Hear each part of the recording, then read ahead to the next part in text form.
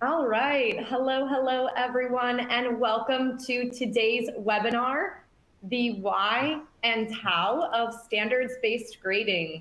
As you all get logged in here today, I'm just going to go through some housekeeping items, and then we'll jump into introductions. I do hope you're joining me from somewhere warmer than where I am right now. I'm in Chicago, and we're in the negatives. So if you're at home e-learning, thank you for taking time out of your day to be here. But certainly hope the temperatures warm up wherever you are. So now is a great time to review some of the technical aspects of today's presentation, just to make sure you have a smooth experience with us. Please check the audio settings on your computer as well as your speaker volume if you're having any audio trouble. If you're still having issues, there is a detailed audio troubleshooting file in the resource list that you'll see in your panel today. If at any point anything freezes after we've begun, just give it a refresh and you'll hop back in to join us live. There are some other icons that open additional feature panels in the webinar console. You can read about our speakers in the speaker bio window. There is a resource list where you can download a copy of today's slides and some other resources that we've curated for you. And of course, there is a group chat. We welcome you to join the conversation with us here, or certainly share what you're learning on Twitter. You can use the hashtag EdWeek webinar. Today's discussion is a roundtable, so we welcome your questions. In fact, many of you shared questions ahead of time. Thank you. We've got those kind of woven into the presentation as we go here so that we're touching on those. But please type questions in the Q&A box while we're chatting here today. We will try to answer questions in live time. And then again, you can share your thoughts with us in the group chat if something is really resonating with you. Finally, an on-demand archive of today's presentation will be available online in the next 24 hours. Both the archive and the free-to-download version of the slides will be accessible through edweek.org using the same exact login that you used today. I will also be emailing you the recording directly, so you don't have to worry about digging for it if needed. But now that we've gone through some housekeeping items, let's do some introductions. I know I haven't introduced myself yet. My name is Kendall Hunter. I'll be moderating today's webinar. I'm a former middle school special education teacher, reading specialist, and I've been on the Otus team now for almost 5 years. If you've yet to hear of Otus, Otus is the sponsor of today's webinar, and we are so excited for you all to meet the amazing panels of K-12 leaders that we've assembled to really talk about this important topic, standards-based grading. We help schools at Otus really efficiently track progress towards learning standards using our platform, which is why this topic is so important to us. We want to help spread the word on how you can use learning standards, progress towards learning standards, to really better plan for instruction and meet the needs of the students that you're supporting daily. So with that being said, let's meet your panelists and we'll jump right into a roundtable discussion here today. So first I'd like to introduce Lauren Polkowski. Lauren is a former 5th and 6th grade teacher and is currently the K-12 Dean of Students at an independent STEM school in Northeast Ohio. Hi there, Lauren, and welcome. Next, we have Michelle Slattery. Michelle is a 20-year veteran teacher and math instructional coach in the Palos Verdes Peninsula Unified School District in California. So Michelle is not dealing with the same cold that us Midwesterners are dealing with today. We are very envious. Michelle's always been passionate about curriculum, instruction, and assessment, and enjoys her dual role as a teacher and instructional coach. So great perspective to have here today. And last, but certainly not least, we have Matt Noblin. This is Matt's 18th year in education. Lots of experience on this panel. If I was a former math teacher, I'd be adding all those years up right now and telling you what they are, but just go ahead and do that on your end. Matt taught 5th grade for 9 years, STEM lab for 3 years, and this is his 6th year as an assistant principal. Matt's school is located in Kentucky, also dealing with some of this cold that us Midwesterners are facing. Yes. And at school, they are K-5 and have just about 750 students. So some really great diverse perspectives from these leaders here today. They are your experts for the rest of this hour during our webinar. We're really here to explore why schools across the country and across really internationally are shifting their grading approach to assess the mastery of standards, and then how exactly they're doing it. So that's what we're going to focus on for the rest of our time here today. And we'll just jump right into our conversation so you can start to hear from them about their experiences and really what's working as well as what's not working. We'll definitely discuss challenges because that is the reality. Some things are going to work, some things aren't, and we want to really just candidly discuss what our leaders are seeing in their work. So as we get started here, I am going to toss it to Michelle first. Michelle, can you share just more with our attendees here today about your school's journey towards implementing standards-based grading, maybe where you're at now, and some of the motivations as to why you did that? And then we'll just kind of go around and hear from each leader. Sounds good. So our journey began about 3 years ago when we started working on district common assessments. So we came together as a district and specifically as a math department to put together common assessments for each of our courses from Algebra 1 through Calculus. And in those conversations, what we really realized is that every teacher has a different perspective. So what happens in one classroom in an Algebra 1 classroom could be very different than what happens in another Algebra 1 classroom. And so getting all of our teachers together, we wanted to just dive deeper into what was necessary at each level for students' understanding to be successful to go on to the next course. And in doing that, we realized that we can't just look at a question, for example, solve an equation of 2x plus 3 equals 8. What we really needed to look at is what is a problem like that actually asking for students' knowledge. And so what is the content, and then going into what is the standard that goes with. So our conversations kind of started there with putting together these common assessments and getting teachers together in a room to agree on what is important for your class, and then what's important from your class to move on to the next class, the next class, and the next class. So that allowed us to identify essential standards from course to course. We all know that our state standards that we have in each of our different states is a very large list. And so taking that large list of standards and breaking it down into what are the most essential key pieces for students to move successfully from course to course. So that's kind of where we started with it. And that brought in a lot more robust conversations within the teaching staff. And our final motivation was really just to look at how do we give credit to students' knowledge? And so rather than telling them you got problem 1 wrong and you got problem 2 right, but what does that mean for the students, and what is the standard? What is the learning that the students either did do, or what are they still lacking, so we can adjust our instruction?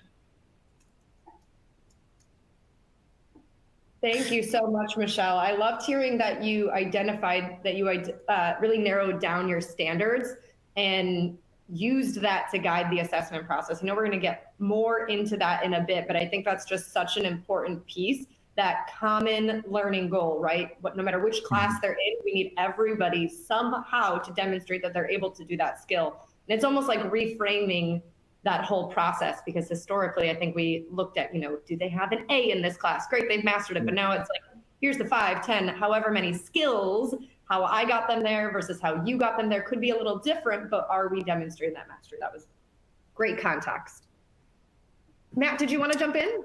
Sure, I'll jump in. Yeah, and so we have a somewhat of a similar journey, but a little bit, obviously a little bit different too. We're kindergarten through 5th, and so when this is our 6th year, the principal and I both came in at the same time, and so we were split kindergarten through 3rd grade. Our grading system was solely, it was mainly narrative based.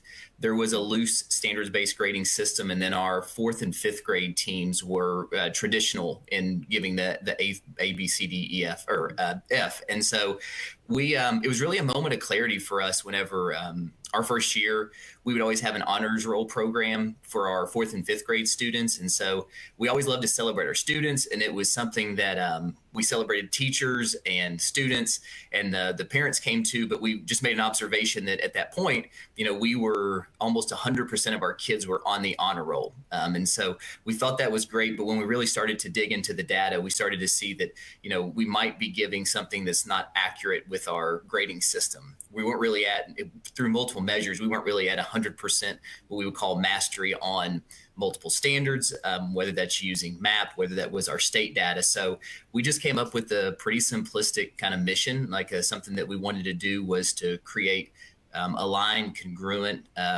standards with our parents, with our teachers, and with our students. We really wanted to make sure that they were all on the same page and that we were very clearly communicating what the students were learning at school and how they were performing. And so while that's overly simplistic, if you've done that before, you know, there's multiple layers that go to that. And so anything that we did really in our process started with that. We just wanted to make sure that we were being clear with what we were communicating to parents around, not just in math, your kid for the 9 weeks got an A. These are the very specific standards that they're working on. This is how the student is performing with each one of those standards, because as you all know, students have strengths, and especially when you're looking at a strengths-based approach, this allows you to be able to really target those standards that kids are working well with and use those as a leverage point for things that they may need to really get boosted up. So we did that, and it took a couple of years. We really had to dig in. We have an instructional committee at our school, and so we were very intentional about pulling in articles from Dr. Gusky, who is here in Lexington. And so we were very intentional about starting to just really go slow with learning about standards-based grading. We had a team of teachers, had a representative from each team. And so going through that process of learning about standards-based grading, why it was beneficial, our staff really jumped on board and took off with that. So once we did that, we really meshed everything together. We went from a traditional in 4 and 5 K-3 narrative to a full standards-based grading system that also includes narrative. So we kind of married everything together. Thanks so much for walking through that. I know we're going to dig into some of that communication piece I heard you mention when you were talking about your philosophy. So we'll definitely be circling back to that how of communicating all of those changes, because I think that's going to be really interesting to our audience. Lauren, how about biomed? What's going on over there with standards-based grading? Sure. So good afternoon, everyone. My school, Biomed Science Academy, is a little bit different in the sense that we are an independent STEM school. So basically what this means, we are a public school that anyone in the state of Ohio can apply to go to, and they're entered into a blind lottery. So we have several different districts, over 40 different districts represented in our school. So we're very unique. And because we're a STEM school, we're focusing on inquiry, project-based learning. And one of the largest things we're focusing on is 21st century skills. We call these our student attributes. So we have things like personal agency, innovation, problem solving, effective communication, et cetera. And these are the drivers for everything in our district, including what we wanted our students to grasp by the time they graduate from biomed. So this was the main driver back in 2018 to change from traditional mastery-based grading and move into more of the standards-based grading. So our superintendent, she gave the charge to our research and development team to develop this 21st century rubric, which we would pilot in our classrooms. So our R&D team was made up of a variety of teachers throughout the districts. And we were learning how we can really dive into what our students are learning about in the classroom, those skills, not just the content. And really through PBL, inquiry, and all of our different pedagogy in STEM education is how we're driving these 21st century skills. So that's kind of just like a nutshell of our journey. This is our 12th year opened, and we went from just being a high school, now we're all the way down to kindergarten. So we're learning all of the hurdles with that, but I'm excited to share it with you guys today. Awesome. Thank you so much for highlighting that. And I'm loving all the questions coming in the Q&A. Our attendees today are asking lots of great questions, very chatty. A couple follow-ups before we move on here. Some of these are a little bit quicker to go through, and I think I'll just add some extra context. This is a question for Michelle. Michelle, Sarah Dobner is here, and she's just wondering about how many standards have you all deemed essential? If you can speak to math or any other areas, if it's like a common number or anything like that. They're just trying to figure out how you're narrowing down those all of those standards to your essentials. I would say that we really have a specific number, and I've been focusing really, I just focus on math. So I haven't dove into the other subjects. We have another instructional coach that works with those other subjects.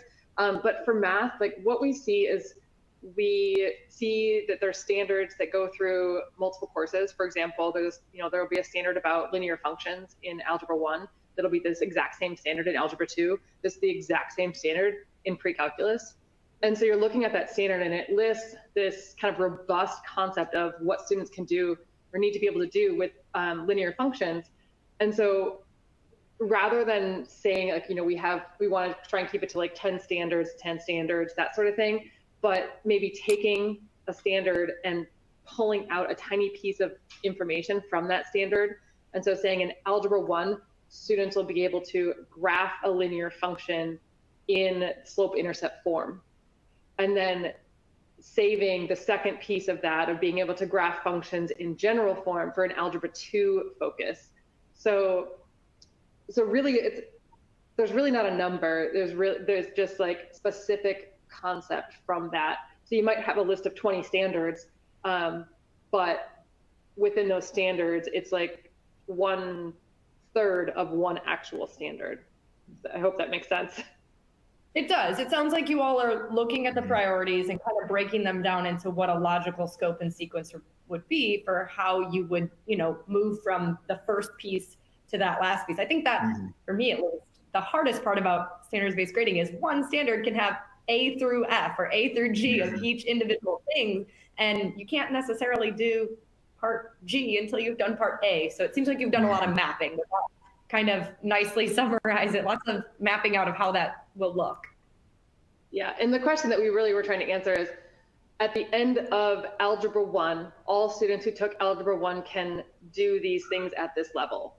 So that's kind of our goal, so that when students enter the next course in sequence, we know what the skills they're coming in with for sure. That makes sense. And that's good transfer of knowledge to next year's teachers as well, so that you can say, hey, this is where they left off, this is where you pick up. A question for the group, and then we'll kind of move on and dig into the landscape a bit more while peppering in more or sprinkling in more of these questions, whichever is more appropriate there as we go. This is a question from Aaron Crane, and I think this is a good one to just kind of level set the playing field here, that standards-based grading does not happen overnight.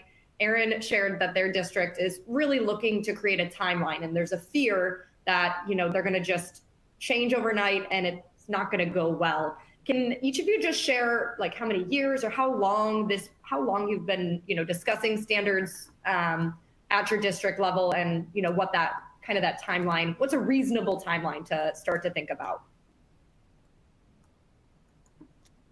I'll jump in first. Go ahead, Matt. Well, I touched on it earlier. I mean, I think that ours was a little weird because we did have COVID hit, but at the same time, I think it was, I want to say almost 2.5 years. I mean, we spent a full year doing research, looking at articles about good assessment practices, standards-based grading, and sharing that with our staff. Our staff is wonderful, and as long as they kind of understand the why, and if they can see that it's going to benefit kids, our staff is on board. And so we really knew that. And so we spent almost a full year, like I said, with the instructional committee, just looking at what is standards-based grading. And then we spent a whole nother year really looking at what do teachers want. So we gathered a lot of information for them. Like if you were going to make the perfect standards-based report card, what would it have in it? And so then doing that, trying to figure out, and then it goes really into, how are you going to set your mastery levels?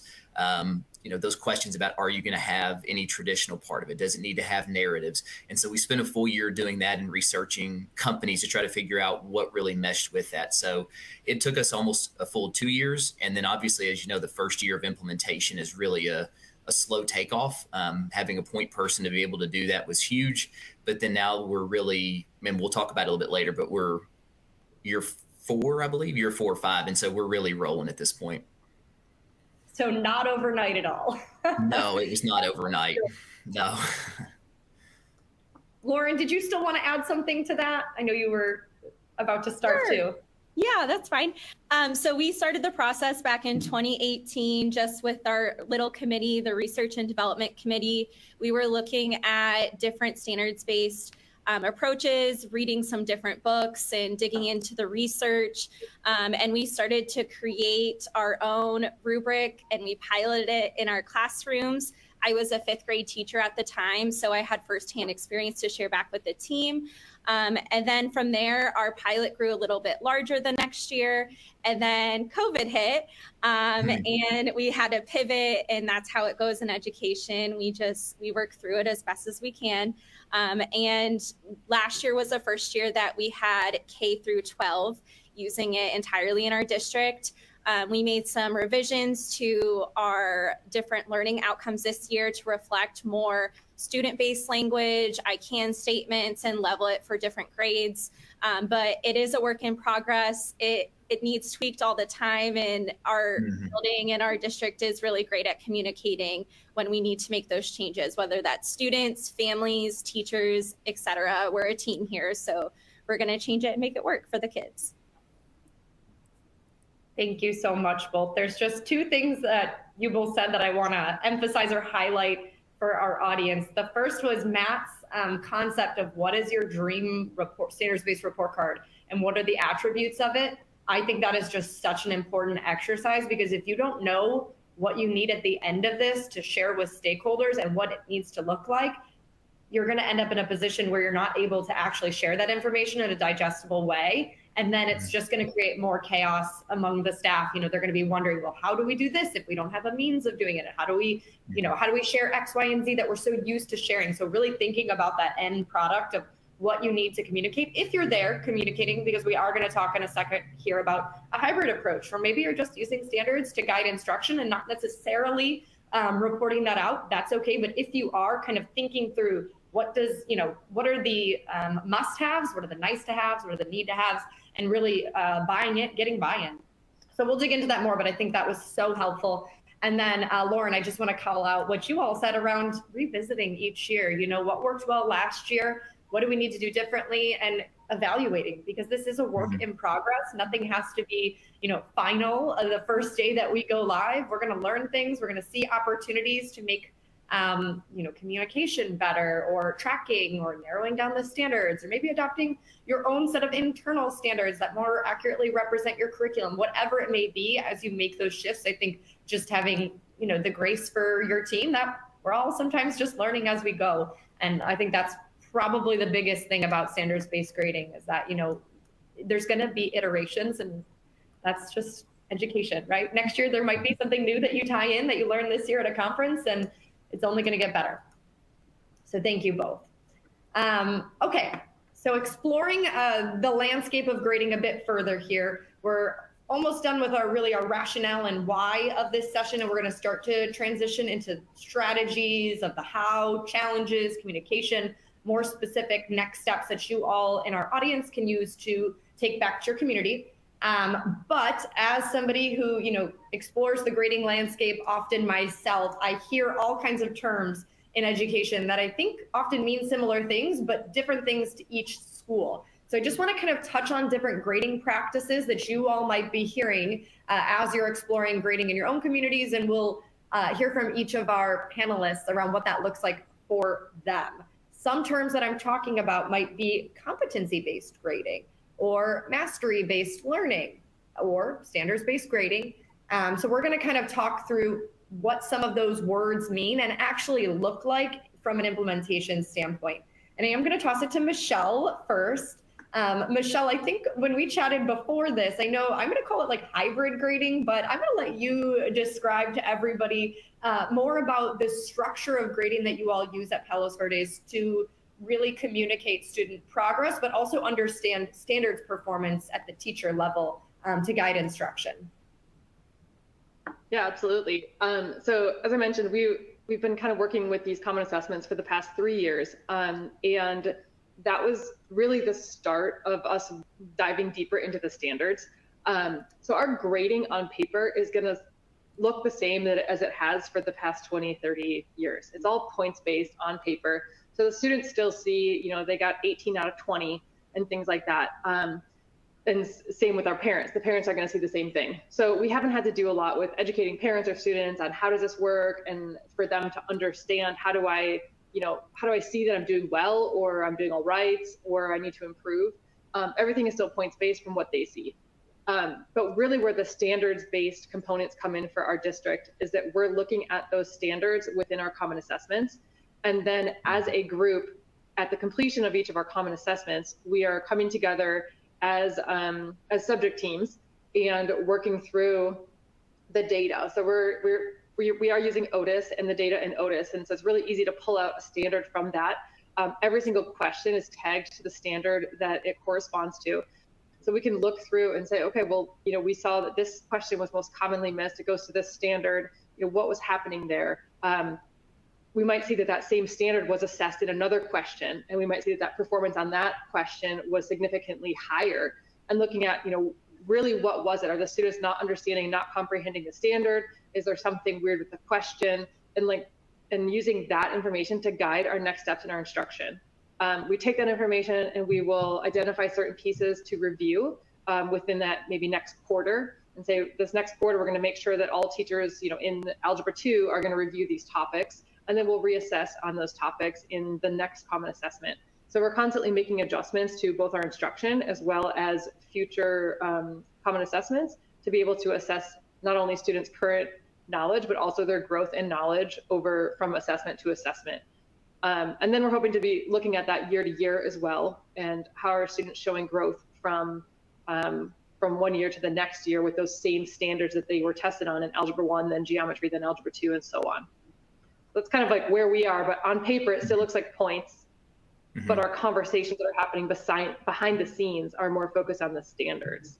So. I think that's so valuable to point out, because that really is, the first step. Right now, like you said, to the outsider, they might think nothing has changed, but everything has changed. Like what's going on in the back, what's turning the wheels for the teachers is that standards-based grading conversation, but you're simply reporting it out in the way that you always used to. I think that's so important. Are you all using common planning time and PLCs? There was a question from one of our attendees, Amy, about this. When are you engaging in that dialogue?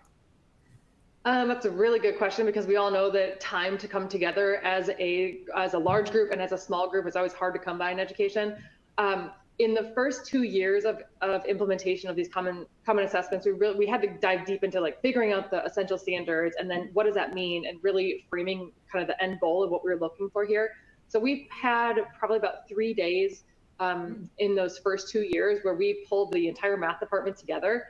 And so the district supported us working together. And so we could have an entire day to work together. And we did that 3 times throughout the year for 2 years.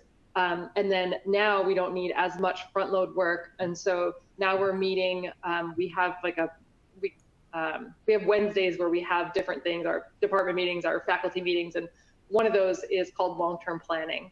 And so on those long-term planning Wednesdays, which happen once every few months, or maybe every other month, we get together as a math department, and we've chosen to work together with our math department team to work on these things so that we can do better for our students in our department. Thank you so much for elaborating on that. I think that common time, and just what you said, 6 times over the course of 2 years, that is the foundation that's required to really make these types of changes. I'm going to toss it to Matt next. I know that you all are doing some work with mastery-based learning and using standards. Can you tell us more about what that looks like? Yeah, absolutely. And so I know it'll tie into the next question too, so I don't want to go into it too much, because I know we're going to talk about assessments next. So I think because those two are really the mastery learning and then the assessment are really kind of interwoven pretty tight. So, but we do mastery learning just with, we're a backwards planning school. I mean, obviously meaning that, we're looking at our summative assessment first, but what that really looks like is we are, with our mastery levels, we are, providing, basically we're looking at it through the lens of how much evidence can we gather that a student meets the standard, that they're near to the standard, to mastering the standard. Minimal is one of our levels, and then we have no evidence. But through that, we really use the backwards planning process to, like you said earlier, break down those standards, specifically with multiple parts that have the A, B, C, and D.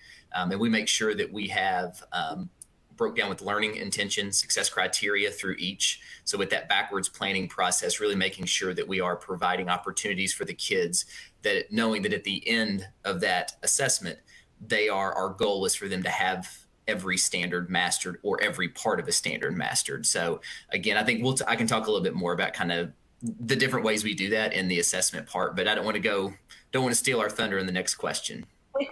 No, that makes perfect sense. Thank you for setting the stage there. And I know you said something about the number of times you're assessing. We did just kind of one question here from our audience. They're just curious, how often are you delivering formal report cards to communicate with families that progress towards those learning standards? Is that like once a year? Is it progress reports, report cards? What does that look like? So we're every 9 weeks. So every 9 weeks, we will send home a report card that has, again, we'll get into a little bit later, but just kind of has our core subject areas, the standards that we have assessed on. We just had one a couple of days ago. We sent home last Friday, and then our guidelines for success, which is really our SEL, and then also our special areas. So we encompass all of those every 9 weeks. And that is a great transition to Lauren, that SEL, or those student skills that you are looking to measure. For many schools, that's like your citizenship.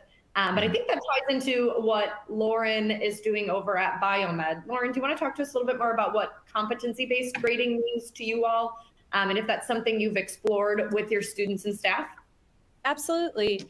So our school is a mastery-based school, and we are grading on our 21st century skills, our student attributes, which I touched on earlier. These attributes were developed through talking with different stakeholders that we leverage. It was universities, different professions in the area, anything that our students are going to dip their toes into after they graduate. So we've had these attributes for a while, and they've tweaked a little bit over the years. But these attributes like collaboration and leadership, engaged learning, effective communications, these are the base of our competency-based learning outcomes. Underneath those, we have different skills that fit into those broader 21st century skills. So like awareness, inclusion, leadership, and learning.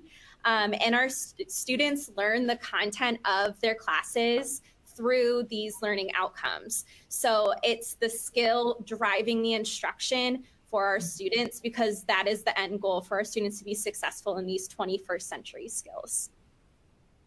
Thank you so much for sharing more about that, Lauren. I think that's, you guys are definitely at the forefront of some of those best practices that we, read about in terms of measuring all of the different skills and not tying it together. We're going to dig into that more in a bit, because there were a ton of questions about how to really do that.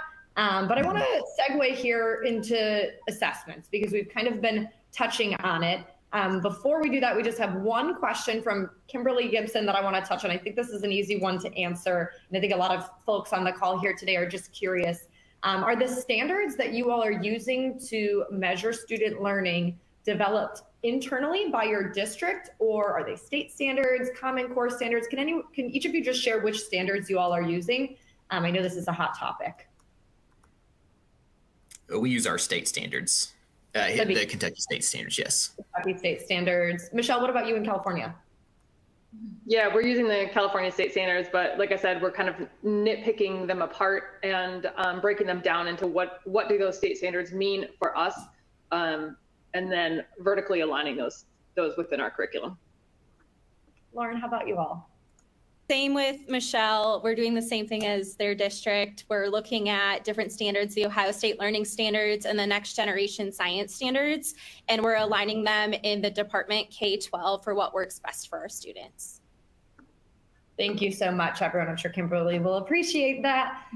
Okay, so let's talk a bit about assessment, because you can't talk about grading if you don't have measures to assess where students are at. Sometimes this leads to discussions about common assessments, which can also lead to topics or conversation around those common learning standards. But I want to hear from you all. Matt, I'm just going to start with you. What, in your opinion, or what can you share with our audience around strategies to support educators who are developing assessments that really align to their standards? Yeah, that's I think it's a good question. And that's really the core of the work with the standards-based grading. And that was really the transition that we made with part of our professional learning, is that once we have really had the standards-based grading off the ground and running, then your next thing, we started looking at assessment literacy, like making sure there was very good common terms and common vocabulary around what is a formative and what is a summative, because that's really going to drive when you're looking at standards-based and you're trying to create evidence for mastery. We really would go back to, for formative, are you using it to teach off of? Like, are you just doing this very informally? Or, a summative assessment looks many different ways. And so is this something that we were really trying to see, are they mastering the content? And so that was after we really got the standards based off the ground, that was something we looked at. And then, the way we foster this is we do our PLC process. Again, we're backwards planning. So we're going to look at our standards. The standard set that we have, our essential standards. We're going to make sure that we create an assessment that is aligned to those. Now we use Otus, which is part of Otus is we create our assessments in Otus. So that's going to funnel those standards directly to the grade book. And this is kind of where we really like standards-based grading, is it where it's not really going to math as an A. The teachers, and when we're working as a group, like we're really have to make sure that those questions are tight, because they're not just going to funnel into a math grade. They're going to be going directly to a standard. So it really tightened up for us the alignment between assessment and then what that grade is going to look like in the end. And so, we have those, we call unit assessments. And so, but we give our teachers autonomy to really do however they want to. Some will do those in larger chunks. So they'll wait, maybe 3 weeks to give that unit assessment. Some of our grade levels like to give them every week. They'll chunk that out. But we have that list of questions of what that looks like. And then we do spend PLC time every single week. We focus on the team gets to pick the standard, but we do have one standard that they bring student work on. We obviously analyze it to a deep level, have great conversations around what was the learning intention, what success criteria, what was the instructional implications, what are the next steps. And so we really try to take at least once every week, 15 minutes, 10 or 15 minutes to really dive into student work. And then as an administrator on our end, like we're able to, where it comes through Otus, like we're looking at the different subpopulations and how they scored on that single assessment or that single question that we're really focusing on. Thank you so much for elaborating on that. I like that you pointed out how your teachers bring in one skill and an artifact. I think that is just such a targeted way to unpack, something that's can be an overlapping process. It's like, let's just look at one thing today and get something tangible that we can take back and pull out a part of this. I think that's a great way to break down all that there is and kind of give teachers the autonomy too. I think I heard you say teachers can own their assessment processes a bit. We're getting some questions just around like if there is a finite number or like a rigid number of assessments that teachers have to give. Is it that stringent, or is there kind of a flexibility to assess as needed? No, there's really it's to assess as needed. So, because it's really it's a process, and we really use that throughout the 9 weeks of, I'm just using an example. We just ended a 9 weeks. And so a fifth grade teacher, we're going to have those questions, the bank of questions, you may say, that are aligned to the standards, multiple attempts on each standard for that unit of study.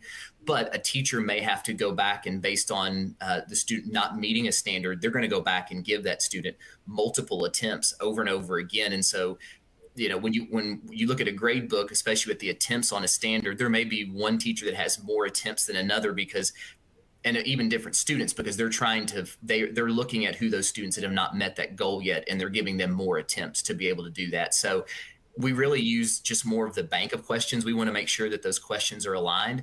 And then a lot of teachers, most teachers will have a larger summative assessment, but we do, like I said, have grade levels that will just break it down, especially with reading, and they'll want to make sure they want to do about one a week or one every other week. And so they want to make sure that when they're assessing the students, that somebody's not missing the content or not mastering the content, that we can't catch them before it gets too long or too far of a unit away from them. That makes sense. It's really each student's path to mastery is different. And I think having a tool that allows teachers to track that really is, a key piece of the puzzle, because if you're just doing this all over the place on different sheets, first of all, as an administrator, you're never going to be able to see what's going on.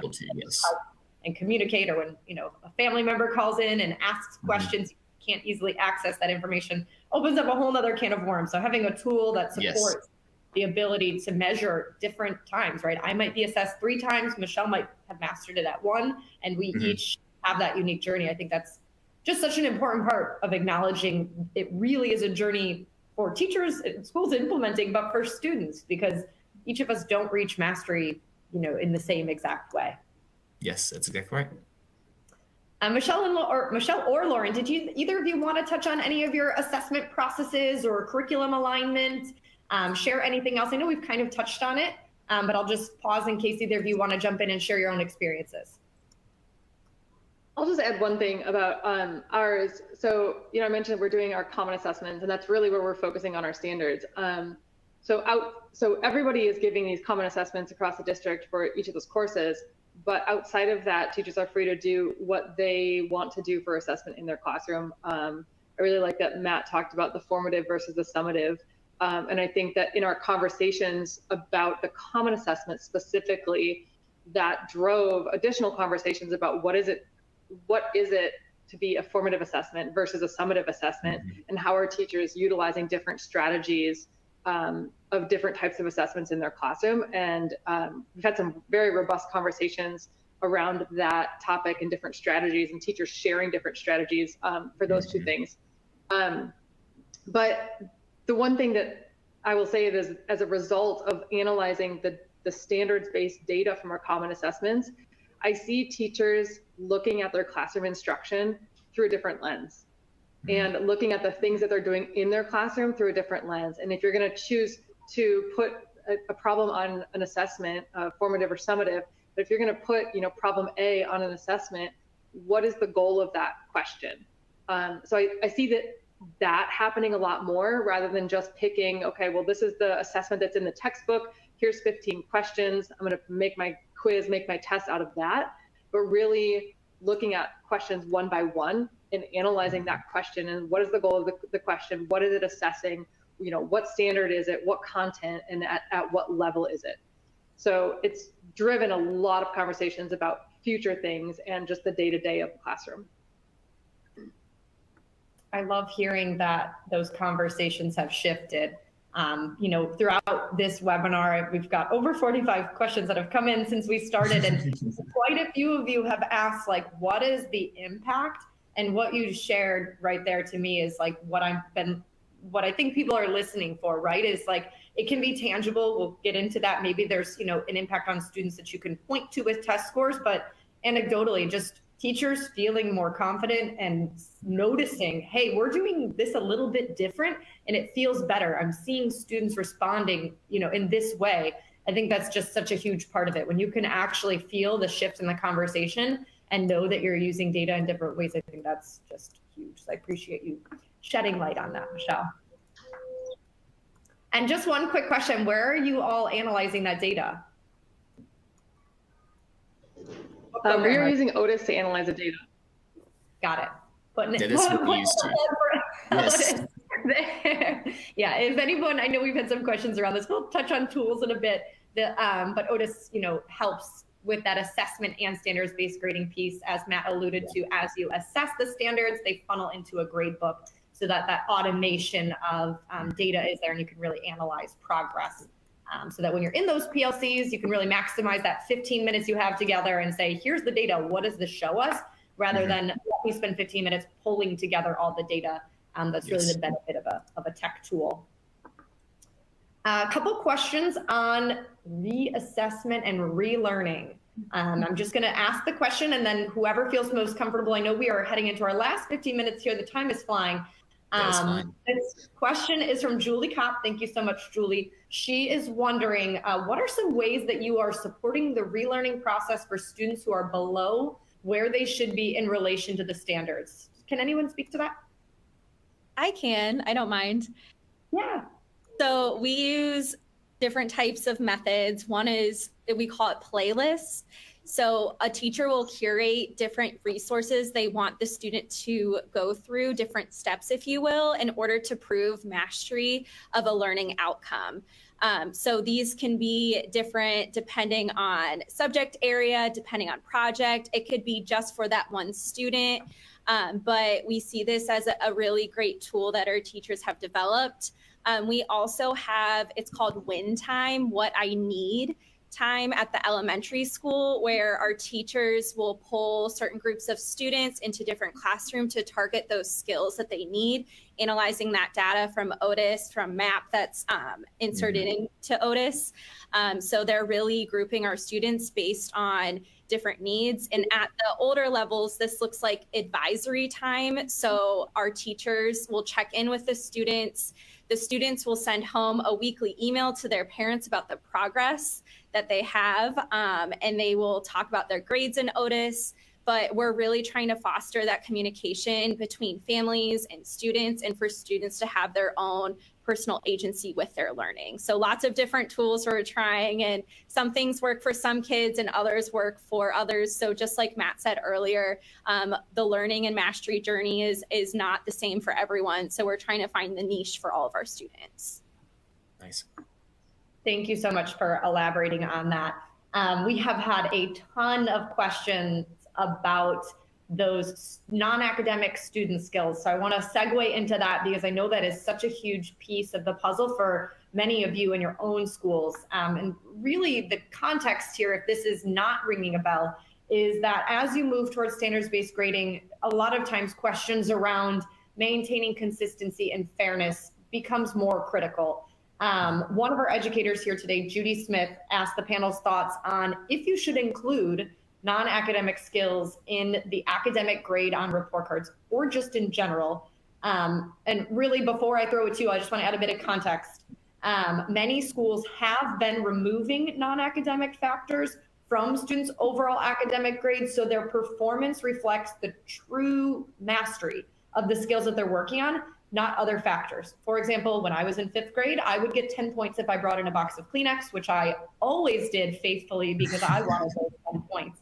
And now teachers are kind of looking at some of those factors. More specifically, they're looking at things like work completion. If I'm a day late, should I get knocked down to a B or approaching? Or if I'm a day late, but my product is exactly to the rubric what it should be, how is that being handled? So to our panel, can each of you just share some insights, or if you're comfortable, whoever would like to share insights on if you're assessing non-academic skills, maybe what they are. We have had some questions around exactly what they are, and then how you're doing that. I'll toss it to the group. Lauren, did you want to maybe start us off? Sure. So we have 2 different formats of a gradebook in Otus. We have an LO growth. So this is the area where we're looking at those skills like, can the student in kindergarten write their ABCs and write their name properly? So it's a yes, sometimes no. So these are given so that the parent can see how their student is progressing. And then at the end of the year, they would receive a mastery grade based on their overall performance throughout the school year. So these are included on a report card that is sent home in January. But at the end of the year, the students all have mastery. And that's just for our elementary building. Our upper levels, it is mastery for the whole year. Excellent. Thank you so much for elaborating on that. Is anyone else measuring student skills in a unique way that they would like to share? Yeah, I mean, I think that we're doing, it's more of the, like Lauren, the elementary side of it. So the couple of the, when I say non-core assessment areas. So one thing we do is that we are the Sharks. That is our mascot. And so our guidelines for success for our students to be successful is we want to make sure that they're self-sufficient, hardworking, A+ attitude, respectful, kind to others, and that leads to success. But, our mission is we really want to make sure that we are fostering that growth with the whole child. And so we do on our report card have meets expectation for each one of those. And so that is a rubric assessment that the teachers have, just like the other assessments. And so that does come out on the report card. And then we also have our special area, which is, I'd probably call different things in different places, but our art, PE, Spanish, looking at music. And so all of those areas, we have 750 kids. So it's very hard for them to be able to, especially they're only going to see them once every 6 days, we had good conversations around not being able to have enough attempts to really show mastery. But what they do is they still report what specific standards they are working on with the kids. And then we have that as a little QR code so the parents can scan that at the top corner for each grade level, just to be able to see for that specific 9 weeks, kind of what their students, what standards those students were working on in PE, in music, in art. So those when I say non-tested areas, but still areas that we want to make sure that our kids have opportunities, that they are fostering that growth for all the kids. That's great context. Thank you so much for sharing. Michelle, did you want to add anything? Otherwise, we will move on to communication. Like I said, we're just still very traditional in like what's reported out. So we don't have any way of indicating anything like that on a report card per se. I think that teachers just individually in their classrooms, they have different strategies for teaching kids organization, how to take notes, formatting, and things like that. And we've had a lot of conversations in our district about what does it mean if you take away a point or 2 points or something like that because a student didn't do something that's non-academic. You're late to class and you didn't turn your paper in within the first 2 minutes of class. It was turned in the minute 3. There's teachers who in the past may have taken points out for that, but we've had a lot of conversations just lately about what that means. And then if you still want to teach the kids the skill, what other strategies can you employ in your classroom that aren't going to negatively affect the academic grade, to teach the students the other skills that they need that are not academic, that we teach every single day in education. I think that's such good advice. That's really the first step, right? You have to have those conversations. What does that mean? What does this show us? How does this impact the conversations we're having? And without that foundation, it's just critical. So thank you so much for elaborating on that and sharing. Most of our questions that have been coming in are just around the how. And I think before you plan the how, you have to align internally on why you're doing something, what it means, and what your growth goal is as teachers for what you want to be able to show. So that's huge. Okay, communication, always a tough subject because it can be challenging to communicate at scale, especially when you're communicating changes to grading. We know that grading is something that we've all experienced in schools. It's something that a lot of educators have a personal connection to based on their own experiences, receiving grades. So, that A being the best or whatever it may be, having that connection to that can make changing very difficult. We had a lot of questions come in on this. Two questions I pulled out. Angie Thomas, Dean Richards, thank you so much for sending this in. They are wondering, how have you effectively communicated the shift to grading or any shift in grading with your students and families? And I know, Michelle, you said on paper, it really feels the same. It's more what's happening on the back end. So Lauren or Matt, would either of you feel comfortable sharing just what exactly that communication piece has looked like at your respective schools?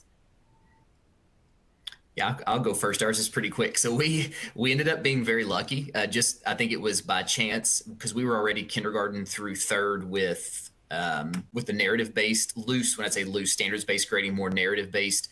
And so when COVID hit, we did not have for those whatever it was. There was not technically there was more just narrative report cards. Like there was not A, B, C, or D. So when our fifth graders moved out, then we had a next group coming in. Technically, our kindergarten parents had not experienced anything. And then the fourth grade parents that were moving to fifth, they were moving up from the traditional. We only had one cohort of grades that we had to, really talk about the standards-based grading switch. So again, I say that's kind of lucky, but the lower grades, they had already known standards-based, and then we only had one cohort grade that we had to really communicate the change to. So again, that was kind of a luck. When I say a luck piece, it just kind of worked out that way for us. And so we knew that timing had to be right for that. And then it was just really about, we used some graphics from Otus specifically. And I think just being very simple with it, of just, again, trying to make sure, telling parents that we wanted to be more accurate and consistent with what we were, and clear about what we were, reporting to them about what we were learning and how their student was performing. So we just tried to keep it pretty simplistic, and it worked pretty well for us. That's great context. Thank you so much. Lauren, how about you all? Same thing as Matt. We got pretty lucky being a mastery school. Our parents were pretty attuned to changes, then also thinking about grading a little bit differently. But we communicated this full-scale change for a whole district through newsletters, through Otus, through emails, and different opportunities to speak with parents in person. So lots of different avenues, and we're always open to talk to our parents about it as well.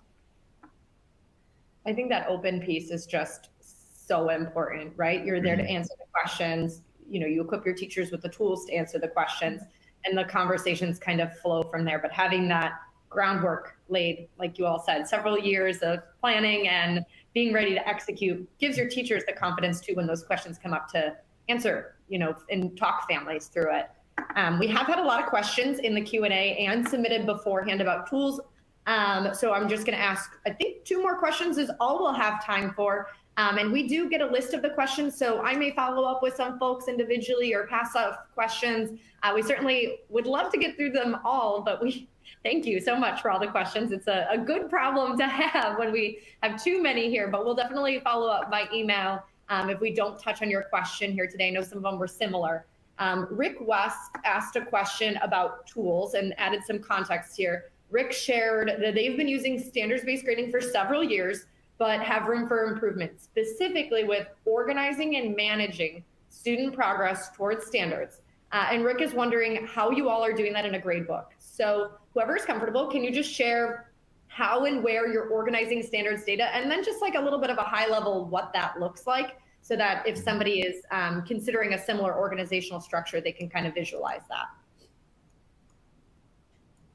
I mean, I can jump in. I mean, we're using, obviously we're using Otus that we talked about earlier. And it was, you know, we did our research about what our teachers wanted in a report card. It obviously provided us the option to do between the grade book, the easy standard alignment, being able to provide comments for the students that go directly on the report card. That was really kind of our very first year when we did it. That was all we focused on, was the grade books and rubric, like just making a very basic 1 to 2 question assessment, and then maybe even make a 10 question assessment. But Otus has allowed us to, our teachers have really, they love it because they are able to create their assessments in Otus. The students are able to take them on the computer, and then that goes directly to a grade book. The grade book has, I mean, it's very simple to use. It's got the standards at the top. It's got the number of attempts.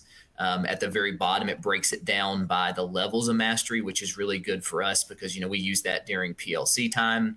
When we do the assessments in Otus, there's just so many different functions and tools that we've learned over the last couple of years of how to look at different subgroups, break it down by question. It's just all of those things that are, like we talked about earlier, just time impoverished. Like, you have to be efficient with it. And so if you have those tools at your hands, it cuts down on a lot of the time that you would have to spend doing. The program does it itself.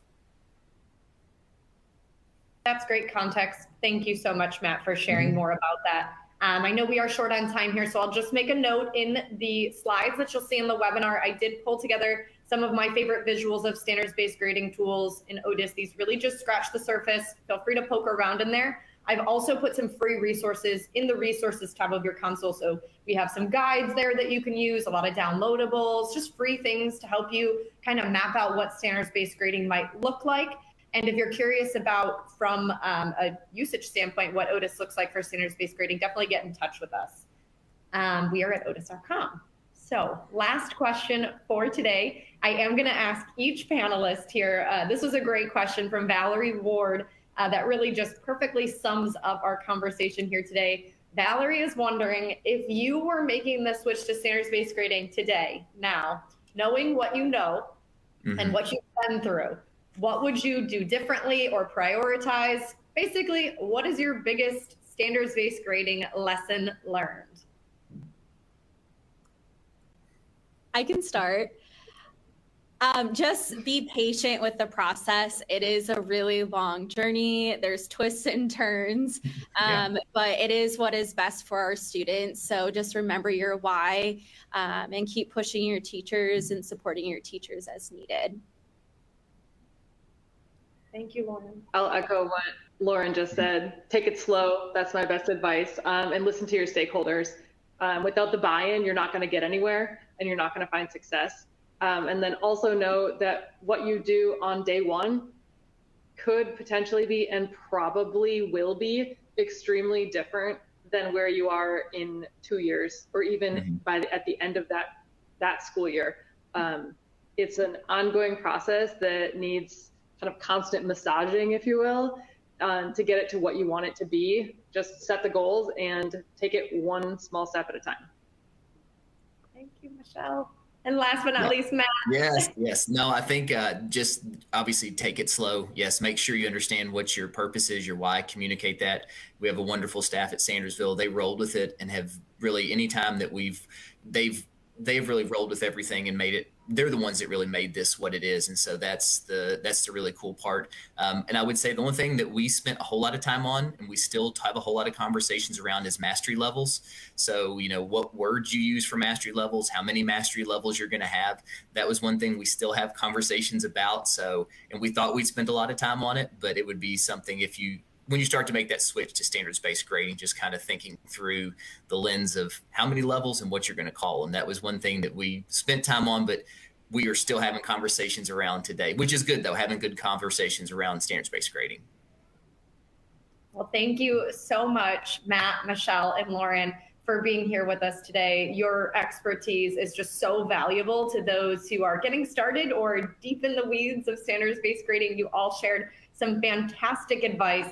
If you'd like to watch today's presentation again or share it with a colleague to spread the word, an on-demand archive will be available within the next 24 hours. We will also email you the recording directly, so you don't need to go digging around, so keep an eye out for that.